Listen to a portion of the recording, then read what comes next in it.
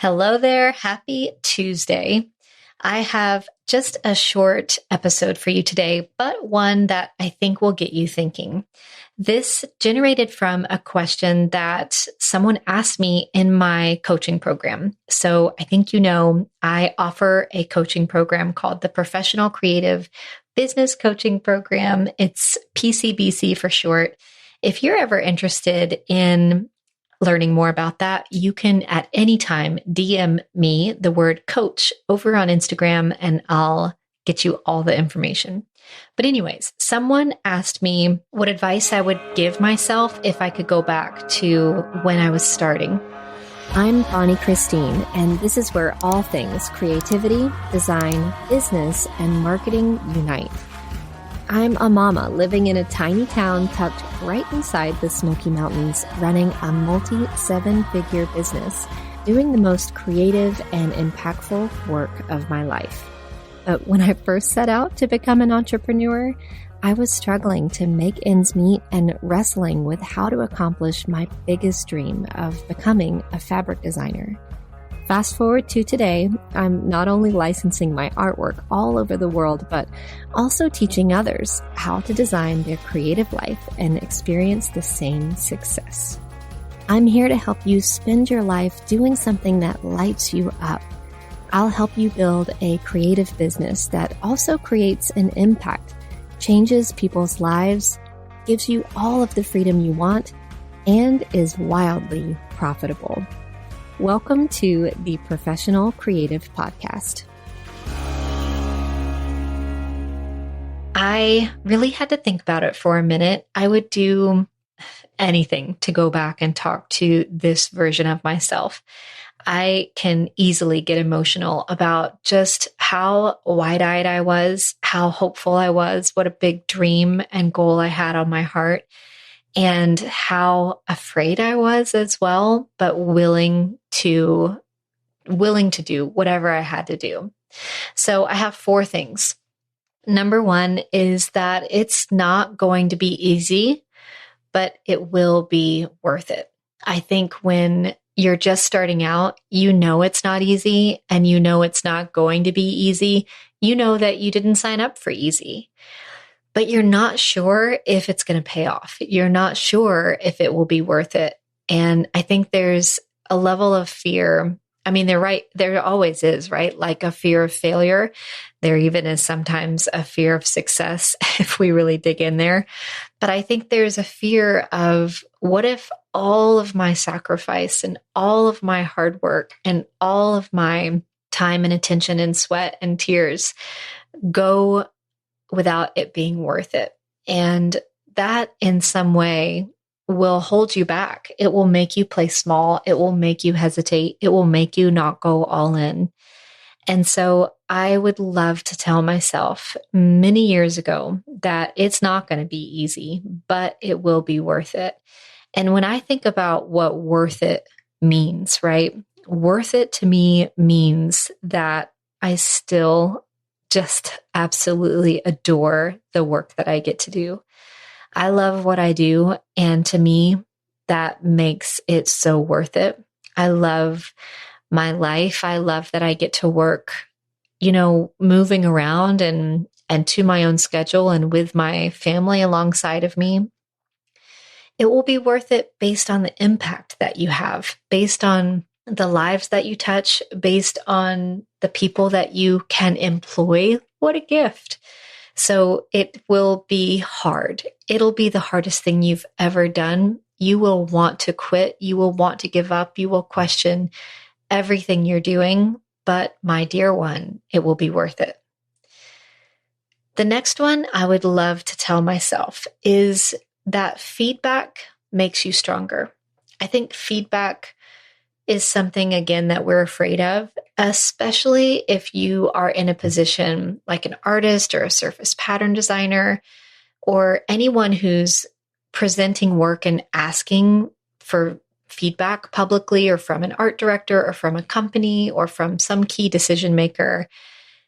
Pouring your soul into the work that you do is so incredibly vulnerable. And then to show it to the world and be like, what do you think of this is difficult. I've received difficult feedback from tons of people, from people, from peers, from students. But the most difficult feedback I've received has been from art directors and people that I really admire who I would love to work with. And so for as much success as I've had and great feedback and yeses, you better believe there's also been a lot of no's and difficult feedback. I've had, I think, really horrible things said to me, like my work looks like everyone else's and there's nothing unique about me, and that, that I'm not the right fit for their company and all sorts of things like that. And it's painful. But eventually I learned how impactful feedback can be as long as you know how to receive it. And so you can take it, you can work with it, you can know and do better based on feedback. But I also think that you've got to remember that feedback tells you more about the person giving you the feedback than it does about you. Meaning, let's say you make something, a beautiful piece of artwork, and someone says, I hate that artwork. Nobody's going to say that, but let's say that they don't like it and they tell you why. Well, rather than really internalize that, you can say, that tells me that you don't like artwork like this. Rather than saying I make artwork that people don't like. There's a huge difference.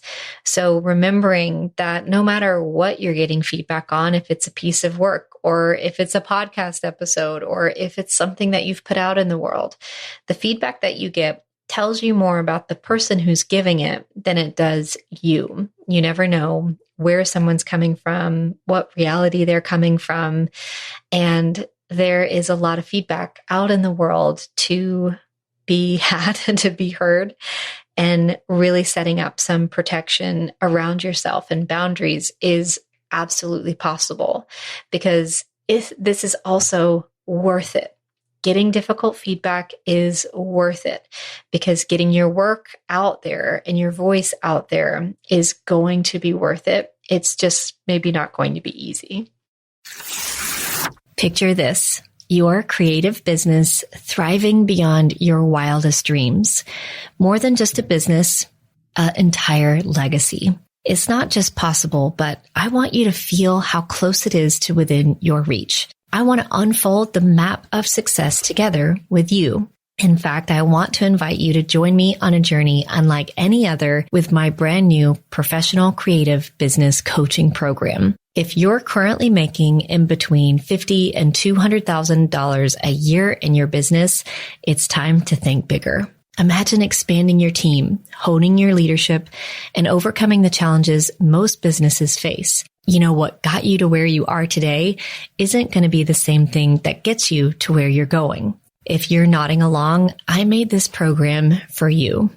We'll have weekly live coaching calls, accountability pods to keep you on track, and a vault of resources and bonuses, along with a community of fellow creative big thinkers. Because growing together is where all the magic happens. We've got the time management lab, my $5 million launch debrief, and a creative profits training, which you'll have as a launch pad for all your revenue streams. But if you're unsure if this is your next step, I would love to chat with you. So in order to do that, I need you to send me a DM on Instagram or fill out our short interest form over at bonniechristine.com/coach so that I can personally follow up with you and just ask you a few questions, because I want to make sure that this is the perfect fit for you and your journey right now.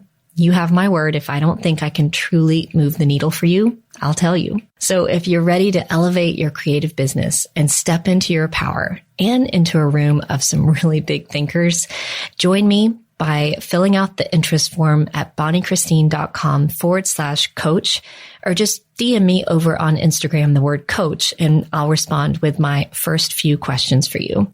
Together, let's make your passion your legacy. The next one, number 3, is that I wish someone had told me to make sure that I was growing as a person in my emotional intelligence and my personal development, in my spiritual walk, make sure that I was growing at the same rate as my professional development, meaning as fast as my business. So this was all fine and dandy until things got difficult. Things got difficult in 2020.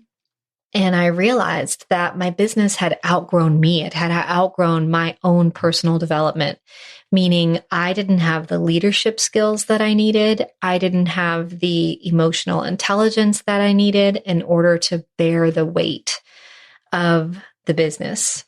And it almost broke me. I've shared vulnerably sometimes what that really looked like, but I ended up in the ER twice in 2020, thinking I was having a heart attack when it was panic. And so we can do an episode on this sometime if you want, but it was something I had never experienced before, didn't even know was on the table for an option. And I have so much empathy for this now. And so I know it's hard to hear about it, especially if you're going through it. So that's all I'll say is that I see you.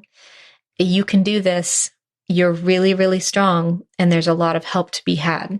So I got myself into therapy, into counseling, into leadership development, into personal development. And it was a long road. I mean, it was a year of intensity. And now that I know, it's a lifelong journey, right? But I think that actually, speaking of coaching is one of those things that could have helped me get out in front of it, but I didn't have anybody really super pouring into me from that perspective at that time. I was still really functioning almost alone in the stage that I was in business. And so I think surrounding yourself with mentors, with coaches, with someone who can make sure that you are growing at the same rate as all of the other things in your life are growing is so important. And I wish that I could go back and tell myself that. And it's a message that I'm passionate about telling people now. Finally, I would say, Bonnie, my dear one, there is room for you. Now, I did have someone tell me this pretty early on in my career, but I questioned it for a long time. I felt like, who was I to even think that I deserved a place, right? With my artwork in the world, with my voice in the world, with my education in the world, with my perspective in the world. And this still is something I have to tell myself today. I think this very podcast is a great example of this. By the way, we're celebrating 1 million downloads. What is life? Thank you. That's because of you. I love you so much. But even with this very podcast, like the opposite of there's room for you is imposter syndrome. And I felt it. I felt like there's no room for me in the podcast world. I should have started this 10 years ago. I have missed such a huge opportunity. It's super saturated. I could not find a name that wasn't taken already. It was like everyone had either a podcast currently or had one in the past. And so I had to really fight through this. No, there's room for you. And so I just put my blinders on and went into it anyways. We're now in the top charts for the art and design category, which is just incredible. And I'm so glad that I decided that there was room for me. And that's why I tell you every single day that you listen to this podcast, there's room for you. So go out there and create the beauty, whatever it is, in whatever form that you want to see come alive in the world.